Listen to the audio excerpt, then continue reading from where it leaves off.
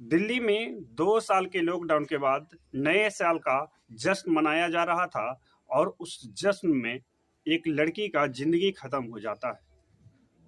जिंदगी ऐसे खत्म हो जाता है कि जिसे सुनने के बाद आपका भी रूह कांप जाएगा। 12 से 14 किलोमीटर की दायरे में 23 साल की लड़की का जिस्म सड़क के बीच पिसता जा रहा था। बदन फट रहा था, हड्डी भी पथरीली सड़कों से टकरा टकरा कर चीख रही थी। उनके जिस्म से न केवल कपड़े उतरे थे बल्कि खून की एक एक बूंद भी निकल रही थी। आखिर इस घटना के पीछे की सच्चाई क्या है? इस घटना के पीछे की सच्चाई यदि आप जानना चाहते हैं तो बने रहें वीडियो पर मेरे साथ अंत तक। नमस्कार, मैं हूं पप्पू कुमार। स्वागत है आपका सच्ची घटना PKM पर। आज की जो मामला है दिल्ली की मामला है। एक लड़की होती है जिनका उम्र होता है 23 वर्ष। उनका परिवार में कमाने वाला कोई नहीं था बल्कि वही एक लड़की थी। उनका पिता का आज से 8 साल पहले मृत्यु हो गया था और उनकी माता जो होती है, माता का भी दोनों किडनी फेल था। घर का सारा जिम्मेवारी उस लड़की के ऊपर ही था। कैसे उस जिम्मेवारी को संभाल रही थी वह खुद जानती थी कि अपनी घर की स्थिति परिस्थिति को कैसे सुलझाया करती थी। घर की आर्थिक तंगी के कारण वो लड़की जो होती है पार्ट टाइम में भी काम किया करती थी और दिसंबर के मौके पे उसे न्यू ईयर्स का एक पार्टी का काम मिला था उस लड़की को। वह लड़की दिन भर काम करके आती है और ठीक 31 दिसंबर को वो चली जाती है। उस न्यू ईयर्स का जो पार्टी का काम मिला था उस काम को करने के लिए 6 बजे शाम में घर से निकलती है और उस काम को पूरा करने के लिए चली जाती है।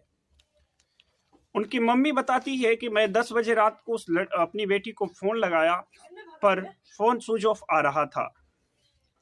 जैसे ही फोन स्विच ऑफ आया तो उनकी माँ का मन में कुछ शंका पैदा हो गया, जिसमें कि वह लड़की को कार एक्सीडेंट हो जाता है। स्कूटी से जैसे वो आ रही थी एक्सीडेंट हो जाता है और उस एक्सीडेंट के बाद वो लड़की जो होती है स्कूटी से गिरकर उनकी कार के चक्के में फंस जाती है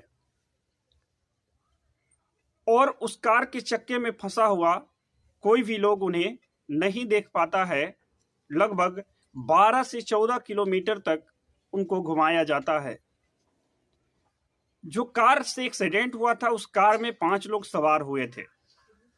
जिस रोज ये घटना हुआ उस रोज लगभग 16,500 से ज्यादा पुलिस कर्मी तैनात थे।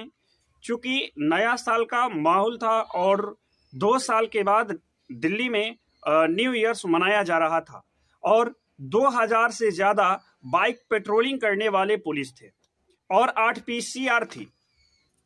यानी इतनी पुलिस तैनात होने के बावजूद भी उस लड़की को 12 से 14 मीटर तक घसीटा जाता है गाड़ी के अंदर।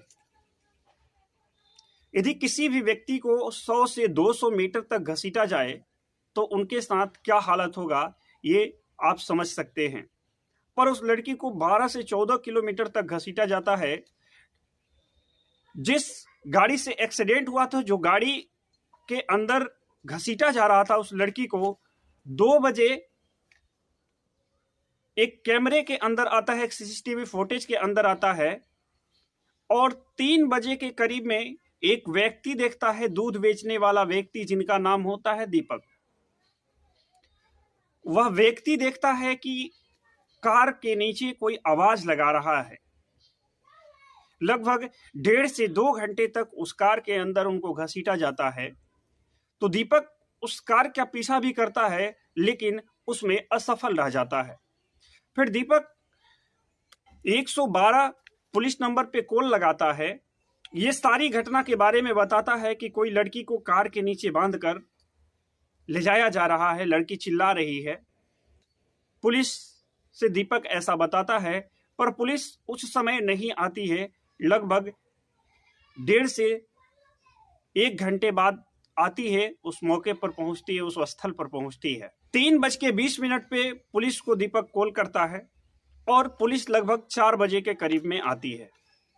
जैसे ही पुलिस को कॉल लगाता है दीपक तो 8 पीसीआर से उनके पास 5 मिनट के अंदर सभी जगह से फोन आ जाता है। यानी लगभग उस दिन 8 पीसीआर तैनात किया गया था। 8 पीसीआर से पुलिस कर्मियों ने फोन करते हैं उनके पास और जायजा लेते हैं, पर 8 में से कोई भी उस घटना पे नहीं पहुंचते हैं। फिर जाकर 4 बजे सुबह में उस व्यक्ति को पकड़ा जाता है और शव को बरामद कर लिया जाता है और उस 5 आरोपी को गिरफ्तार कर लिया जाता है। और ऐसा भी बताया जा रहा है कि उसके साथ, लड़की के साथ अश्लील हरकत किया गया है, फिर जाकर इस तरह का घटना का अंजाम दिया गया है। तो इस घटना के बारे में आपका क्या कहना है? कमेंट बॉक्स में अपना राय जरूर दीजिएगा। जय हिंद, जय भारत।